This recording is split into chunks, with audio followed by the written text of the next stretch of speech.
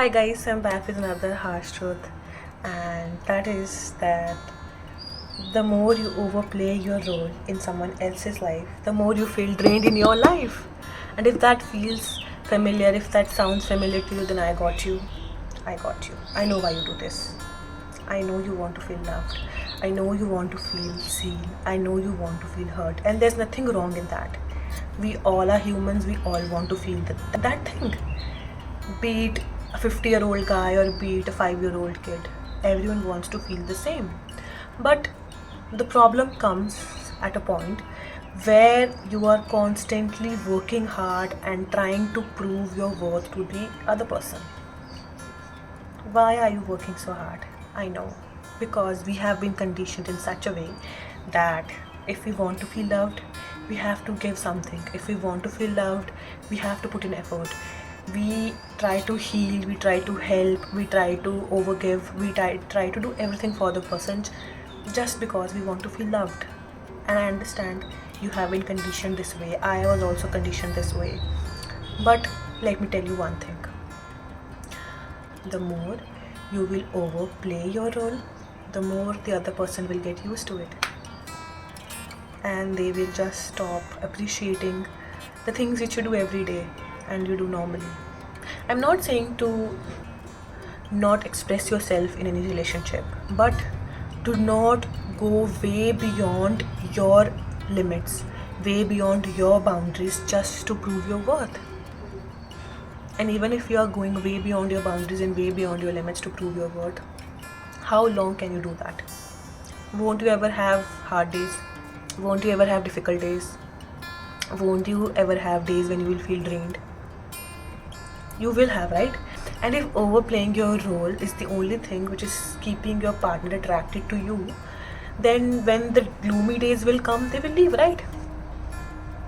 Or this will be in your mind that they will leave when I will stop overplaying my role. So, do you still want to overplay your role now, right? No, right? For example, you're giving someone one ice cream a day, and a day comes when you give them 10 ice creams a day. The person will obviously be happy. But what if from that day you start giving the person 10 ice creams each day and you expect them to appreciate you every day? That isn't very logical, right? That's what I'm saying. That's what I'm trying to tell you all. You are going beyond your budget to provide a person 10 ice creams each day, and then you're complaining, why don't they appreciate my efforts? But those efforts are just normal efforts for the person. But for you, they are not just normal efforts because you are going way beyond your league. So yeah, that's what I'm saying. So what does it mean? Should you stop overplaying your role? Should you stop putting in efforts?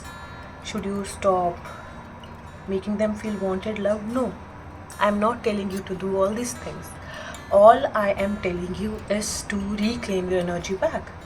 Don't give excess of your energy to anyone, be it your parents, be it your family, be it your friends, be it your boyfriend, be it your girlfriend. Because, for example, you are the only one who plans every time. You're the only one who cancels his plans just to fit in their plans. You're the only one who is investing every time.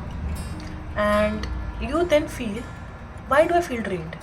Because you are the only one who is giving. No matter what people say, love is this, love is that, but a connection is always a give and take. I understand sometimes it is not 50 to 50, it can be 80-20 or 20-80, but it should not be 80-20 every time or 90-10. The roles should reverse, right? If you're taking care of someone, you should expect things from them. Not very unrealistic expectations, and not at the cost of you giving them things, but because you deserve that. Who told you you do not deserve love? Who told you do not deserve a good person? Who told you do not deserve efforts? Who told you in order to get things you need to give things first? Or if you got something you need to return that thing? No. Relationships, everything does not work that way, that you always have to give things back. No. It is like two people coming together and consciously making efforts, so it doesn't even feel like that you people are forcefully putting an effort. it should flow. And if any time any of you is doing something wrong, then you should be flexible enough to communicate that with each other. If there is no communication in relationship, or you're very hesitant for that communication in relationship, what do you expect to be the outcome of the relationship? Even if it works, do you think you will stay happy in this relationship, or things can work out in future in this relationship? Because if you two people are not even able to talk things out or sort things out individually, it's just two people, then what else do you expect? So yeah, that's what I wanted to say, that no, don't overplay, because the people who is not appreciating one ice cream won't even appreciate 10 ice creams. Will not. And you giving 100 ice creams or 2000 ice creams will not make the other people to appreciate that one ice cream or even the 2000 ice creams. That will not happen. That will never happen. So why are you doing this to yourself? I know some people have trauma, some people have family histories like that, but do you want to continue the legacy, or you want to break free from that loop, and just be with someone who makes you feel wanted, who makes you feel loved, who makes you feel valued in the connection?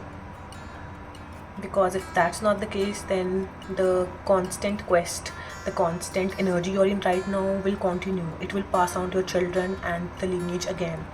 Do you want that to happen? I don't think you want that to happen.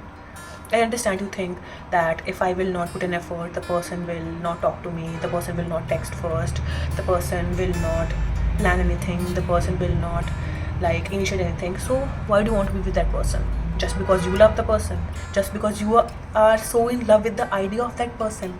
That's not even the real person, that's just the idea of the person.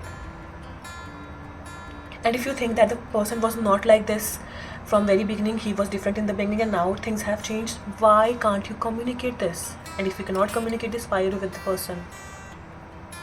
The whole point is, relationship is about mutualness, not about one person overplaying his or her role every time. I understand some things are not very hunky-dory and one person has to overplay, and that's okay. Sometimes it is acceptable because both the parties reverse each other's role, and that happens in every relationship. But if you are the only one who is doing it every time, then who is at fault? Who is at fault? Just ask yourself. I understand it is not very easy to leave someone or to communicate with someone, but you need to start from very little, right? You need to start somewhere, right?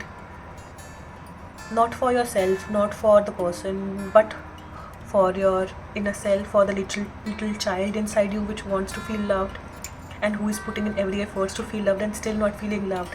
Instead, the person feels drained, the little child feels drained and betrayed.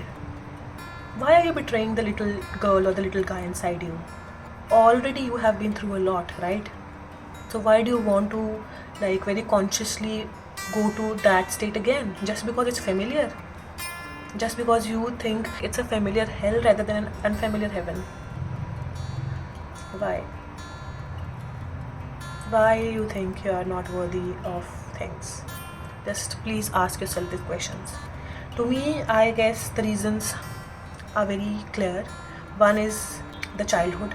Second is the people around you. Stop looking at people around you. Stop comparing yourself with people around you. They have their own lives, and if they're spoiling it, you don't have to spoil just because they are spoiling their lives.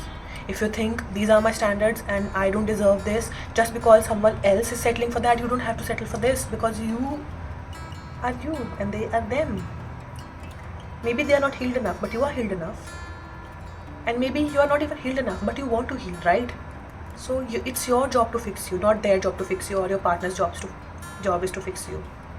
You need to consciously sit with yourself, see the patterns where you're overplaying, why you're overplaying, what part of you it satisfies when you overplay, and what part of you gets hurt when you do not get the reciprocation back. You need to heal those parts, and for that you need to sit with yourself and stop overplaying for someone else and start communicating and be at a place where you naturally feel valued and loved. You don't have to constantly put in effort to feel valued.